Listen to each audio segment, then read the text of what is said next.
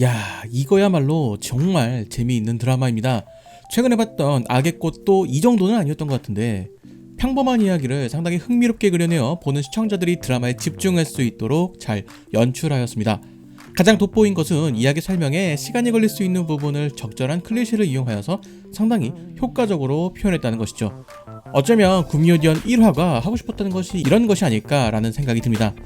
스타트업 1화에서는 다양한 이야기의 시작을 보여주었습니다. 가장 먼저 등장한 것은 극중에서 다뤄지는 기업인 샌드박스의 이야기입니다. 여러분들이 흔히 아는 MCN 회사인 샌드박스는 샌드박스 네트워크라는 회사이기 때문에 전혀 상관없다고 보시면 됩니다. 샌드박스라는 이름의 의미도 아예 다른 의미죠. 그런 샌드박스와 스타트업 기업의 투자를 진행하는 투자회사의 팀장인 지평의 등장으로 드라마가 시작됩니다. 여기서 작가님의 센스가 돋보이죠? 극중에서는 장영실이라는 이름으로 나왔지만 애플의 시리를 연상하게 만들죠. 젊은 버전의 시리, 영, 시리를 의미하는 장면이 아닐까라는 생각을 잠깐 해봤습니다. 이후 주인공 달미가 등장하며 당당한 커리어 우먼인 것처럼 보이는 연출을 보이지만 사실상 스타트업 강연장에 참석하는 인물이죠. 강연장에서 한 청중의 질문을 통해서 인재의 캐릭터가 표현됩니다. 재벌 아버지가 있다는 것과 욕을 먹더라도 당당함을 가지고 있는 캐릭터죠. 그리고 달미가 인재에게 질문하며 본격적인 드라마의 이야기가 시작됩니다. 두 사람의 과거 이야기가 시작되는데 두 사람이 왜 다른 삶을 살게 되었는지 그 선택의 순간을 조명합니다. 그리고 그런 달미를 유심히 보는 한 남자, 한지평의 과거 이야기가 다시 시작됩니다. 부모님 없이 혼자 남겨진 그의 어린 시절에는 달미의 할머니가 큰 힘이 되었다는 이야기죠.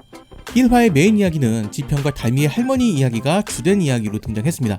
아마 이런 스토리가 있어야 이후의 이야기 진행이 가능하기 때문이겠죠. 지평은 어릴 적부터 투자에 재능을 보였던 인물이었습니다. 이야기가 진행되면서 지평과 달미의 관계도 등장합니다. 혼자 남겨진 달미에게 힘이 되어준 펜팔 친구인 도산이 만들어진 배경도 등장하고 그 이면에는 지평의 도움이 있었다는 것도 등장하게 됩니다. 저는 이 부분이 상당히 좋았습니다. 디지털 시대에 등장한 스타트업이라는 형태와 스마트폰과 코딩을 다루는 이야기에서 아날로그인 손편지가 등장한다는 것이죠. 디지털 속의 아날로그 감성을 담은 작가님의 의도라고 생각을 합니다. 손편지는 익명성이 보장되기 때문에 실제로 쓴 사람이 누구인지 알기가 어렵죠. 유일한 단서는 글씨체라고 생각됩니다. 아마 드라마도 필체를 통해서 혹은 편지의 어구를 통해서 지평의 존재를 알게 되지 않을까라는 생각이 듭니다. 시간이 지나면서 달미의 엄마는 재벌과 재혼을 하게 되고 인재 또한 미국으로 떠나게 됩니다. 이에 분노한 달미의 머리끄댕이 잡기 신공, 드라마를 보면서 가장 통쾌한 순간이었습니다. 잘했다 달미야. 그리고 현재 시간으로 돌아와서 인재와 달미가 마주하게 됩니다. 여기서 달미의 캐릭터가 표현되는 듯 합니다. 허세가 그녀의 가장 큰 개성이겠죠. 내용물을 알 수 없는 따뜻한 음료를 마시는 인재와 투명한 컵에 아이스 아메리카노를 마시는 달미. 이런 음료의 선택도 캐릭터의 개성을 보여주는 단편적인 부분이라 생각합니다. 스토리상 달미의 캐릭터는 상당히 매력적인 성격입니다. 사소한 일을 점점 키워가는 것이 스토리에서 중요한 부분인데 달미와 같이 허세가 있는 캐릭터들은 일을 키우는 것이 일상이기 때문에 상당히 흥미로운 캐릭터죠. 그리고 드라마에서 가장 인상적이었던 장면입니다. 달미의 할머니가 통장을 해약하는 장면이죠.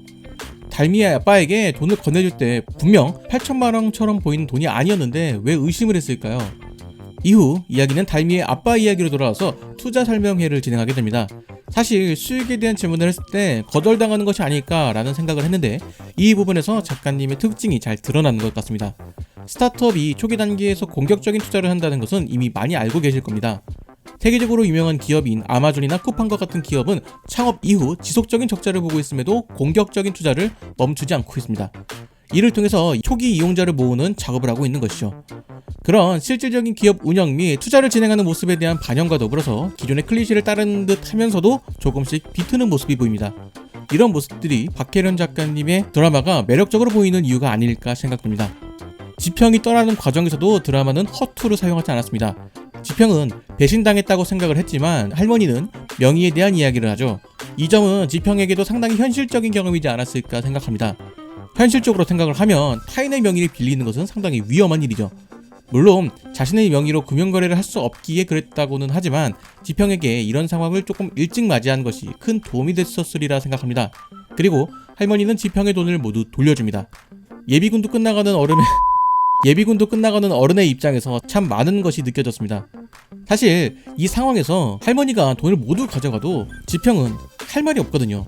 현실에서도 명의는 중요한 것이고 더 중요한 것은 사람 간의 신뢰일 것입니다.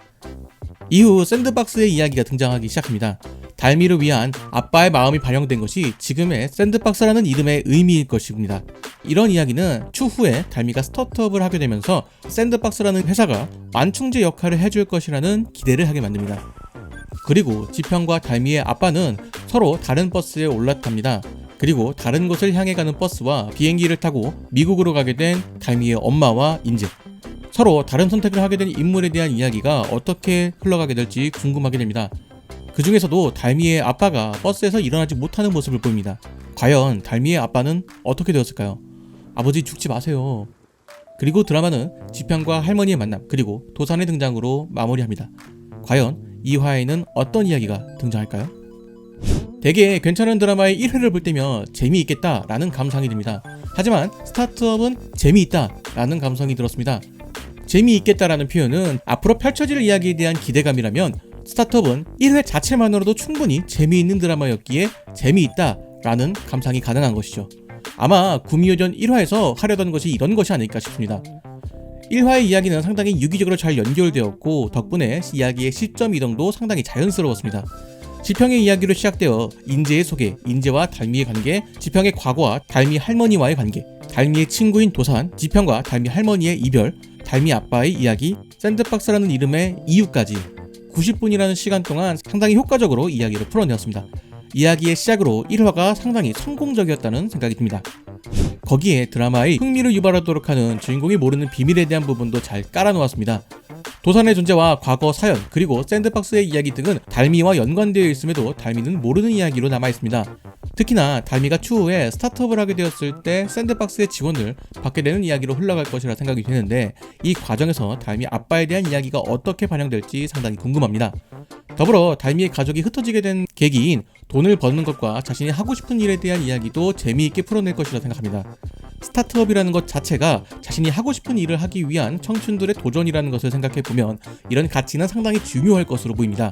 무엇보다 극중 주인공들과 비슷한 나이대여서 그런지 공감되는 부분이 꽤 많이 있었습니다. 돈과 행복에 대한 이야기나 달미의 처지는 저뿐만이 아니라 같은 연령대의 공감을 사기에도 충분할 것입니다. 꼭 해당 연령이 아니더라도 요즘 청춘들은 어떠한지 궁금하신 분들도 재미있게 보실 수 있을 것이라 생각합니다. 일단 앞으로 등장할 이야기가 상당히 궁금해집니다. 가장 우선적으로 달미의 아버지가 어떻게 되었는지가 상당히 궁금한데요. 1화에서 달미의 아버지가 정신을 잃는 모습이 등장합니다. 죽게 되었다는 명확한 표현이 없기 때문에 뇌사일 가능성이 있을 수도 있겠죠. 사업 발표 이후 달미의 아버지가 연락이 되지 않아서 투자자로 등장했던 윤선학이 그 아이디어를 이용하여 기업을 일구게 되고, 그 기업을 운영하면서 벌어들인 수익을 추후에 달미 혹은 달미 아빠에게 돌려주는 형식의 이야기가 되지 않을까 싶습니다. 물론 이것은 가능성일 뿐이고, 드라마의 마지막에 등장하는 크레딧에 달미의 아버지로 등장했던 김주원 배우가 특별 출연으로 되어 있는 걸로 보아서 짧게 등장할 것으로 보이는데, 그렇다면 아마 사망하게 되는 것이 아닐까라는 생각을 하게 됩니다. 하지만 달미의 아버지가 살아계셨으면 좋겠네요. 그 외에 달미를 만나게 되는 도산과 지평의 이야기, 인재와 달미의 이야기 등 달미를 중심으로 펼쳐질 이야기들이 상당히 궁금해집니다. 거기에 중반부에 등장할 이야기들에 대한 기초가 잘 만들어졌기에 충분히 활용할 수 있는 여지도 있을 것 같습니다. 무엇보다 드라마의 마지막에 변화하는 세상을 표현한 영상도 상당히 괜찮았습니다. 그 외에 OST도 좋았고, 영상미, 색감, 그리고 올해 봄에 보지 못했던 벚꽃을 볼 수 있었다는 것도 상당히 좋았습니다. 집에서 벚꽃놀이를 즐긴 듯한 느낌이네요. 2화에서는 자신의 허풍을 뒤수습하기 위해서 도산을 찾으러 가는 이야기가 등장합니다. 지평은 아무것도 모르는 도산에게 달미의 펜팔 상대인 도산을 연기시키고, 도산은 그 대가로 샌드박스 입성을 원하는 것 같습니다. 그리고 상당히 멋있는 모습으로 등장하는 도산, 이런 모습에서 달미가 도산에게 반하지 않을까 생각됩니다. 멋있게 등장하는 도산의 모습 아주 기대가 됩니다. 마지막으로 드라마에서 좀 특이한 점이 있습니다. 극중 이름이 모두 지하철역 이름이라는 것이죠. 달미, 도산, 지평, 원인재, 아현, 원덕, 용산, 철산, 성환, 금정, 선학, 동천, 상수, 두정, 사하, 청명, 천호, 신정 등 지금까지 제가 말씀드린 것이 모두 등장인물들의 이름인데 모두 지하철역으로 구성되어 있습니다. 이는 모든 사람이 하나로 연결되어 있다는 그런 의미일까요? 드라마가 진행되면서 아마 이것에 대한 이야기가 등장하게 될지 상당히 궁금하네요. 여러분들은 스타트업 어떻게 보셨나요? 댓글을 통해서 여러분의 감상을 남겨주시기 바랍니다. 저는 2화 리뷰로 돌아오도록 하겠습니다.